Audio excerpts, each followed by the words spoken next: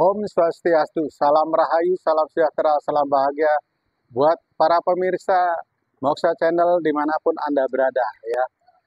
Kali ini kita akan sharing ya, kita membahas kembali, kita mereaksi kembali sedikit ya video Gus Muhafik seperti video saya sebelumnya.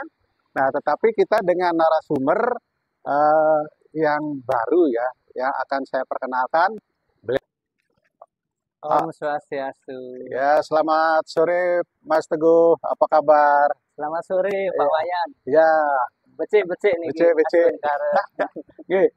Nah, Mas Teguh, kita perkenalkan dulu ya dengan Moksha para pemirsa Moksha Channel ya. Kira-kira apa backgroundnya, nama lengkapnya siapa? Ya, monggo silakan. Ya. Nama saya Teguh Eko Putro Roreng. Jadi profesi saya sebagai guru. Cuma kalau di kalangan spiritual saya biasa melayani umat di pura, di candi atau di tempel. Nah, terus mereka biasa panggil saya Mas Wasi. Tapi apalah sebuah nama. Yang penting kita happy. Dan kita bisa melayani umat, bisa membantu, itu adalah merupakan kebahagiaan saya. Ya, benar Mas Teguh ya. Yang penting kita bisa membuat orang bahagia. Ya, itu. Nah, ini Mas Teguh, sebelumnya ya, seperti saya tadi perkenalkan bahwa kita akan mereaksi atau meluruskan sebuah video ya, dari Gus Muhafik ya. Kita sih bukannya menyerang atau istilahnya kita mendiskreditkan beliau ya, tetapi kita ingin meluruskan ke statement beliau tentang ya sebetulnya sih mengenai konsep moksha ya. Dan ada juga yang paling kita bahas ini adalah mengenai ajaran Bhairava Tantra. Itu ya Mas ya. Nah, mungkin kita lihat dulu videonya Mas ya. Silakan. Oke. Itu asalnya begitu. Makanya dulu terus orang-orang di sini mengambil ajaran yang lebih mudah, bukan menahan hawa nafsu tapi ngumbar hawa nafsu. Namanya ajaran Bhairava Tantra. Itu upacaranya namanya pancamakara, laki perempuan udo kabeh melakukan hubungan seks bebas sak mblengere. Sisane sekarang di Gunung Kemukus Boyolali itu. Terus minum arak sak mblengere itu. Perutnya biar kenyang, kasih makan makanan termasuk tumpeng. Nanti biar kalau sukmanya pergi, tubuhnya masih ada, namanya ngerogo sukmo, kasih makan daging manusia, maka tukul sumanto. Akhirnya orang di sini mampu punya ilmu ngerogo sukmo. Sukmane pergi diajak nyolong, namanya ngepet. Sukmanya pergi diajak mateni wong, namanya santet. Dijak mencintai perempuan, namanya pelet. Mas, setelah tadi melihat videonya Gus Muhafik, kira-kira gimana pandangan Mas Teguh? Apakah itu benar nggak seperti itu? Yang seperti ini kan sama Gus Muhafik ya? Silakan jadi Mas. gini ya, jadi kalau beliau mengucapkan seperti itu, ya sebetulnya nggak salah juga. Jadi memang faktanya ada yang demikian, termasuk waktu di zaman kerajaan Singasari, waktu Kertanegara sedang melakukan ritual itu diserang dari Jayakatwang Kediri. Jayakatwang Kediri ya? Gitu kan. Nah, akan tetapi kalau kita mencermati lebih bijak lagi bahwa aliran apa sih Tantra Bhairava? Nah, itu apa tuh Mas? Jadi Bhairava Tantra itu. Bhairava itu kan sebetulnya ilmu-ilmu rahasia yang sangat tinggi, dan ilmu-ilmu itu hanya digunakan sangat emergensi. Jadi ya, waktu perang seperti zaman Mahabharata, ada perang Bratayuda, terus zaman Majapahit ya. Bukan, sebelumnya Kertanegara itu karena dia mau diserang kerajaan dari Cina ya. Dari pasukan Tartar itu kan, makanya itu dia laksanakan itu. Jadi sebetulnya Bhairava Tantra itu kita menghidupkan kekuatan dari Kundalini dari dalam diri setiap manusia atau prana kita, napas kita, bahwa ada kekuatan-kekuatan yang tersembunyi. Begitu kita optimalkan, kita berdayakan, kita memanage nanti akan menemukan suatu titik. Nah, bisa orang itu mencapai titik tingkat spiritual paling tinggi. Jadi bilang moksa atau mencapai nirwana dan Iya. sebagainya. Iya. Ya. Nah, kalau Bhairawa itu arti yang sebenarnya Bhairawa itu apa sih, Mas? Nah, kalau Bhairawa, Ya. Rawa, Awa itu kan sebetulnya artinya dynasty atau keturunan. Makanya ada keturunan. keturunan Ragu namanya Ragawa, keturunan Kuru Ragawa. namanya Kurawa. Kurawa, Oh. keturunan Pandu, Pandu Awa. Pandu. Bhairawa itu keturunan Bahi. Jadi itu adalah sekte dari Sakti atau Dewa Siwa, Dewa Siwa yang memberikan kekuatan. Kekuatan. Dan Bhairawa ini yang diekspos kita sekarang itu kan yang sisi negatifnya aja. Ya. Bhairawa sendiri itu ada dua aliran. Oh, apa aja itu, Mas? Nah, kalau orang Jawa bilang Bhairawa atau Tantra Manengen Manengen. dan Mangiwo. Nah, Manengen Pak Wayan kanan ya. orang Bali Ya. napi bahasa ke kanan. Sama. Nengen kanan. Yang ke kiri. Ngiwo. Oke. Jadi gini, yang kita bahas termasuk yang dibahas beliau tadi itu adalah yang Mangiwa. Mangiwa ya. Jadi Kiri, untuk mencapai tingkat spiritual yang tinggi, yang mencapai klimaks, itu harus dihabiskan. Kalau kita mau mabuk sampai habis. Kalau mau menuruti hawa nafsu sampai habis. Kalau mau ini habis itu kita sudah mengerahkan semua ini, akhirnya kan kita sudah kosong. Kalau sudah kosong, isi bersih, nanti dia akan mencapai pencerahan. Itu aliran yang Mangiwa. Ya. Tapi ada juga yang aliran menengan yang positif. Justru kebalikannya. Kita harus kan itu yang namanya pancamakara itu kalau orang Jawa molimo ya. Madon, minum, madat, maling, itu kan yang hal-hal yang negatif itu justru kita kendalikan. Iya. Itu kan maya. Kalau kita ingin mencapai nirwana, kan manusia berasal dari kata man ya.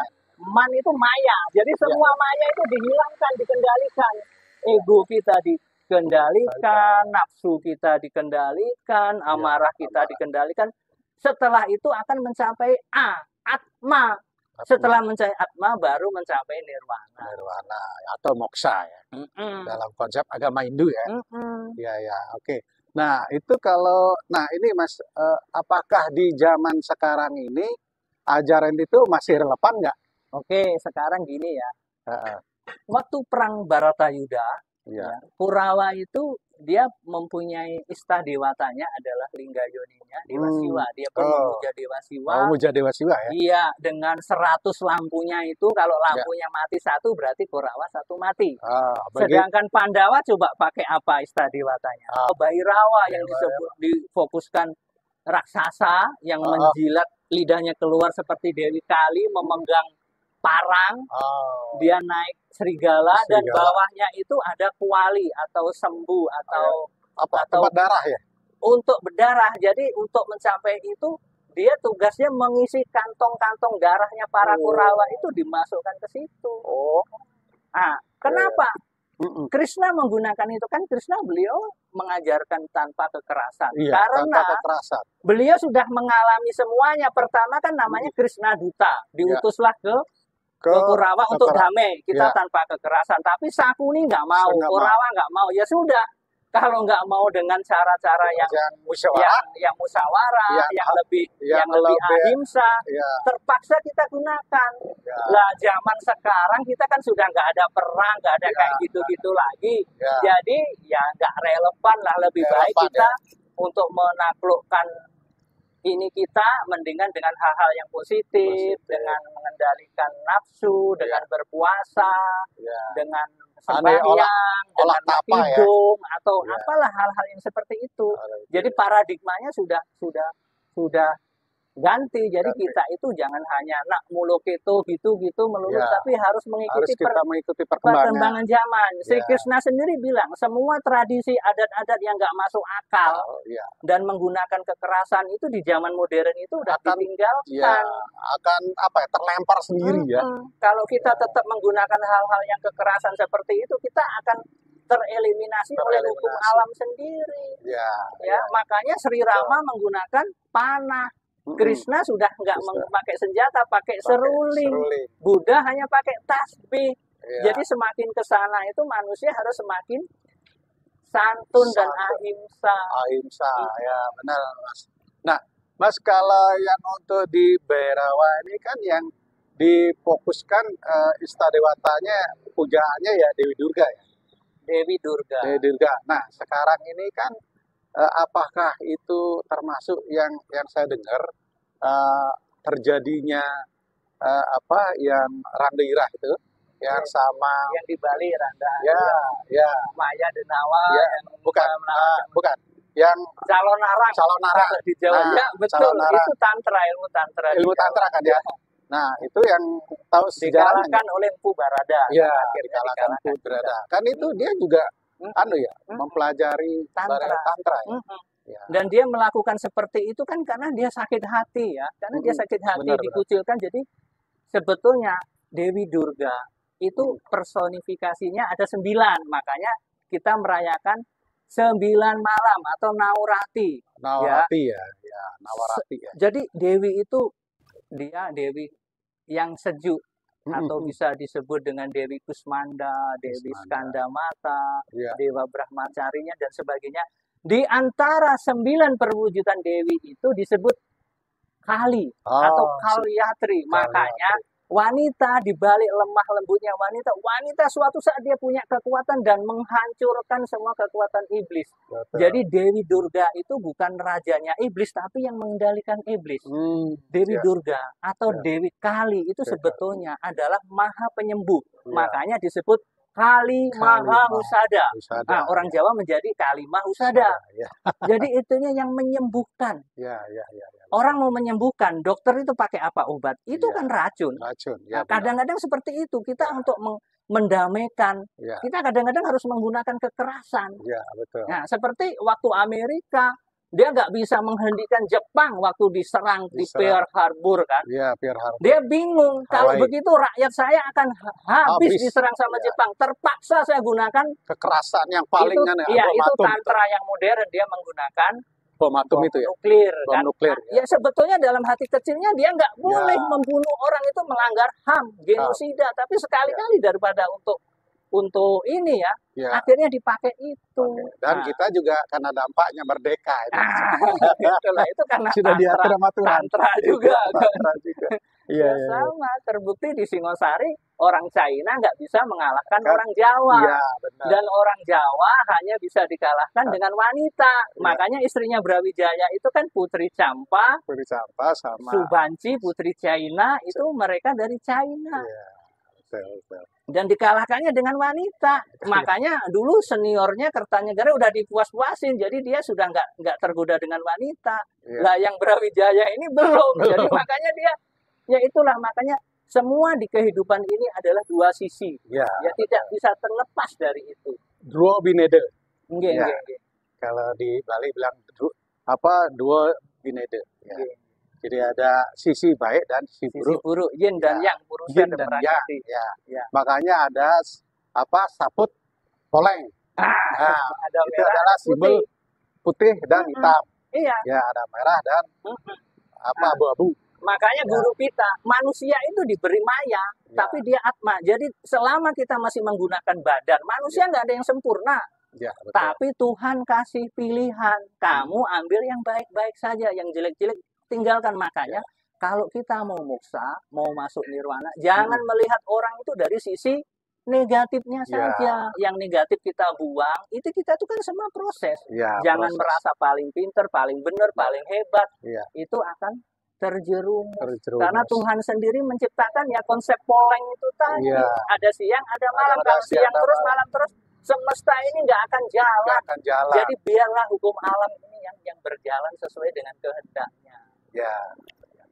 Jadi Mas bahwa kembali lagi kepada permasalahan tadi bahwa kalau di sini sih yang saya lihat Gus Muafik ada benarnya juga masalah memang ajaran Bhairawa pada zaman dahulu itu memang beda zaman dan untuk saat ini Bhairawa Tantra masih juga ada yang mempelajari tetapi memang harusnya arah yang ke positif penengen penengen yang ke positif. Mm-mm. Nah, jadi pelurusannya adalah yang seperti tadi Mas Teguh paparkan, ya, bahwa Bhairawa itu tidak selalu negatif, ya. Mm-mm. Dia juga bisa ke positif, Mm-mm. tergantung tergantung yang mengendalikan, tergantung yang memakai, tergantung yang mempelajari. Jadi itu intinya kira-kira ya Mas ya. Betul. Ya, oke, kita pada hari ini kita juga sudah dapat pelajaran yang lumayan banyak ya dari Mas Teguh. Prinsipnya itu, see good, be good, do good. Ya, melihat yang baik, berbuat baik, ya nanti mudah-mudahan menjadi baik. Ya, Gitu. oke. Jadi sudah banyak sekali kita ada pelajaran pada hari ini ya pemirsa ya. Oke, kita ucapkan para Mas Santi. Terima kasih kepada para pemirsa. Om Santi, Santi, Santi. Om.